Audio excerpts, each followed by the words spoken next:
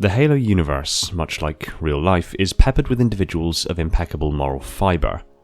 Heroes who stand at the ready, make choices, save lives, and make ultimate sacrifices for the sake of others. While it's easy to look at the Spartans and find hero after hero, not every fight has been won so publicly, with Spartans on the front cover, so to speak. In truth, it's more of a statistical anomaly. Generally speaking, Spartans are called in when the doo-doo hits the cooling device. They're called in for high priority, high risk, high value situations. Some of the most pivotal moments of the Human Covenant War were won by Spartans, so naturally these highly obvious and red-letter days are recorded and retold over and over again, painting the Spartans as being heroes above all. And while this can be argued at being the case, that is not to say that normal soldiers have never played an extraordinarily important role in the line of duty. In truth, there are literally mountains of heroic men and women who made ultimate sacrifices over and over again before Spartans even stepped onto the field. Well, it just so happens there is one particular individual who, if it weren't for their actions, would have seen humanity extinct long before Master Chief finished the fight.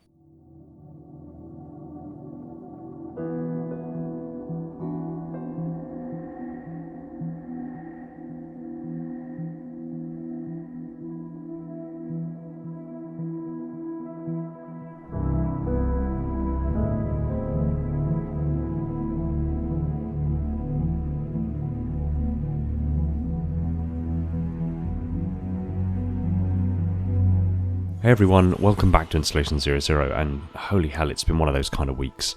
But we're at the weekend now, and I'm looking to what next week has to offer. So excuse me while I just finish up the glass of whiskey to an eventful week and focus in on today's video.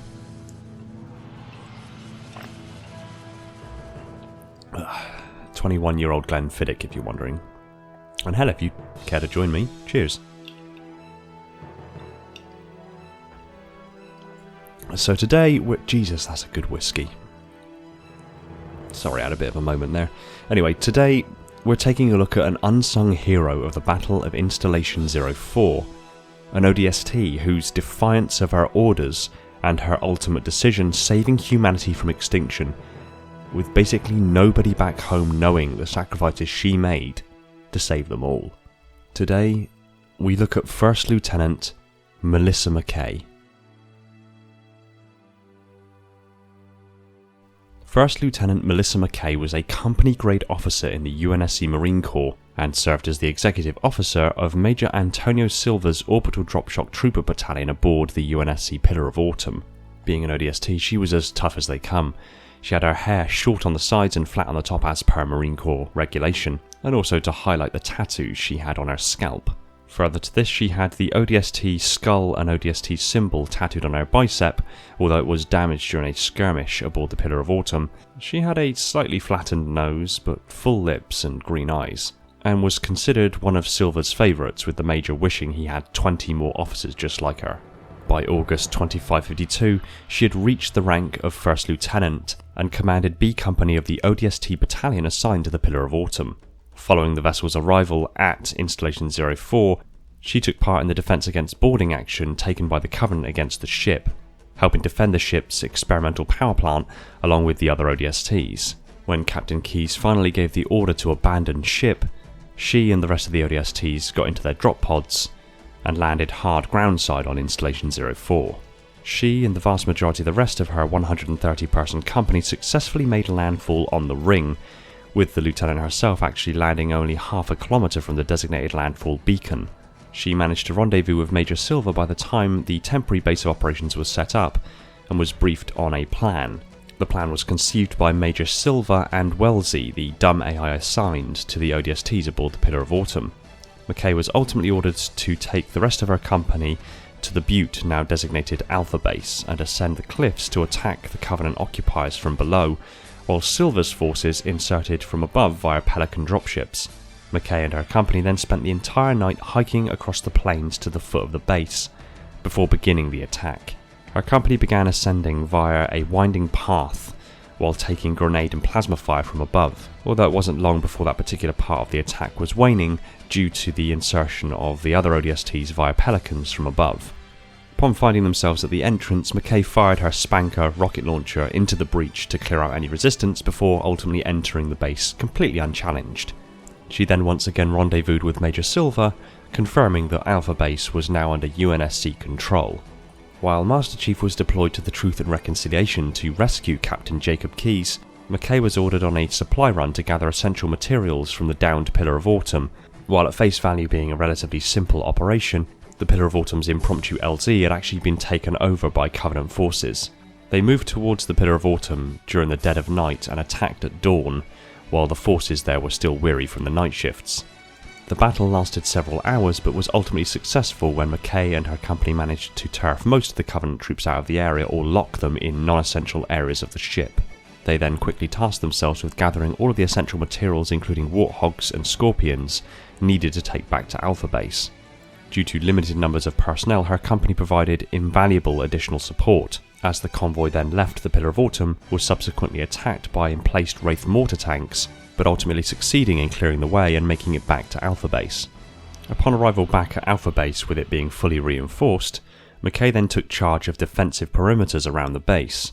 When the Spec Ops elite Zuka Zamami and his elites attacked Alpha Base looking for Spartan 117, she commanded several rifle squads to help fend off the attack from Alpha Base. After the battle, she took the remains of Charlie 217, the Pelican dropship that was used by Zuka Zamami to infiltrate Alpha Base, and set it up as though the ship had crashed so that the Covenant would come and the humans could ambush them.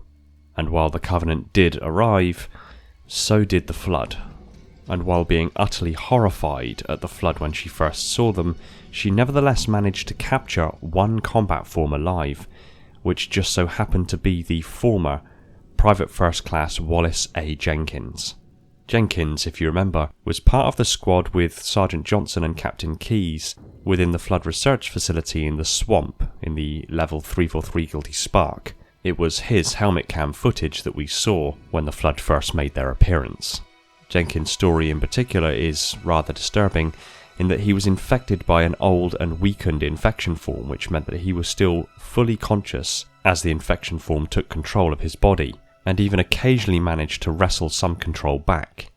McKay and Silver interrogated him and compiled the first tactical information on the Flood. During this time, Jenkins managed to wrestle some control back and managed to inform McKay and Silver of an access way in the bottom of Alpha Base that would eventually allow the Flood in. Using this information, they welded metal blast plates over the access ways, preventing the Flood from accessing Alpha Base. It was around this time that Master Chief had actually returned to the Truth and Reconciliation in order to recover Captain Keyes' command neural interface to activate the Autumn's auto-destruct system, destroying the ring and hopefully ending the threat of the Flood.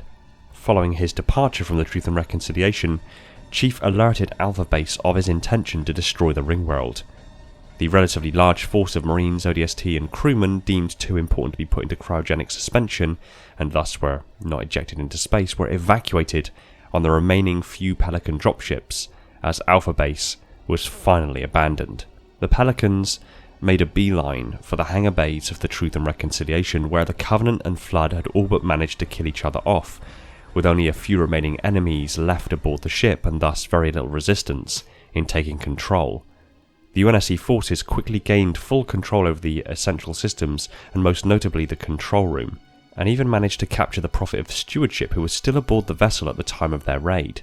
It was at this point that McKay came into her own. The mission commander, being Major Antonio Silva, planned to take the ship into orbit and rendezvous with the Master Chief before jumping to Earth. The lieutenant, however, disagreed with this idea, realizing that the virulent, parasitic way in which the Flood spread was much too dangerous to allow it to go to Earth. Along with the potential discovery of Earth by the Covenant, were the ship to enter UNSC space. The still partially infected Private Wallace A. Jenkins had enough remaining mental faculties to attempt to sever the fiber optic cable connection between the bridge controls and the engineering deck. he was immediately restrained, thus thwarting his attempt at destroying these very fragile cables. Melissa McKay realised Jenkins' intentions, however. She understood that many flood forms were likely still present aboard the ship and would quickly take over Earth if Silver's delusions of grandeur were fulfilled. It was at this point that First Lieutenant Melissa McKay made a decision that I think very few could. On the one hand, she was aboard a Covenant vessel with a Prophet on board, untold Covenant technology, and the only escape off of Installation 04 before it was destroyed, along with the entire surviving forces of UNSC from Alpha Base. And on the other hand, she had the possibility of the Covenant finding Earth, and the Flood infecting humanity. The following moments are what came to define Melissa McKay's life as being one of heroism and impeccable moral fibre. She primed an M9 fragmentation grenade and threw it at the fragile fibre optic cables. The detonation destroyed the cables and caused the ship to fall from the air, crash on the plateau that it was hovering above, and detonate into a massive explosion of fire and plasma. The ship, everybody aboard, including herself, the infected form of Private Wallace A. Jenkins, Major Silver, all of the surviving UNSC personnel, any Flood and any Covenant, died as a consequence of her actions. However, her actions also saved all of humanity from being infected by the Flood. Yes, admittedly, the Flood did arrive on Earth at a later date, but when it did, humanity were fortuitously allied with the elites, and with the support of the Shadow of Intent and its attending fleet, they managed to quell the infection by glassing half of the continent of Africa. Were the Flood to arrive on Earth, had the Truth and Reconciliation actually made it there, humanity would not have been in such a fortuitous position, and would likely have fallen to the Flood. And even if we didn't, the Truth and Reconciliation would ultimately have been looked for and found by the entire Covenant military fleet and High Charity. And in either of those cases, I don't much rate the chances of humanity actually making it out of that alive. The Halo universe, much like real life, is peppered with individuals of impeccable moral fibre. Heroes who stand at the ready, make choices, save lives, and make ultimate sacrifices for the sake of others. First Lieutenant Melissa McKay is one of those heroes, and her sacrifice saved every last one of us. Thanks for watching. Stick your comments down below, I look forward to what you have to say. Massive shout out to the guys over at Halopedia, whom, if they didn't write articles as good as they did, then during my research for the most detailed breakdown of the CCS class battlecruiser, and with particular emphasis on the Truth and Reconciliation, I would have actually continued to forget that Melissa McKay ever existed. Thanks to their articles, however, that reminded me of her story. Link to her article is down below. Just want to give a quick shout out to my patrons: Neek the Silent Cartographer, Brian Sebastian, Red Sea Darian, Stalker of the Realms, Falcon X003, Alvin, Mr. Fell, Flaming Halo, The Revanche, Starlight, Viking, Legions Lost, the TG7, and T-Jazz, the Holders of the Mantle, my glorious Reclaimers, my loyal Metarchs, and all the other patrons that have jumped aboard to support the channel. You guys are awesome, and all this wouldn't be possible without you. If you like Halo lore discussed to insane loads of detail, hit that subscribe button and the little bell icon so you're told the second a new video hits the shelves. Be sure to support us on all major social media channels, including Discord. And if you really love the channel, consider heading over to Patreon and supporting the channel over there. It would mean the world to me and would free up more of my time for me to put into this content and other Halo-related goodness. Take it easy, everyone, and find peace in the domain.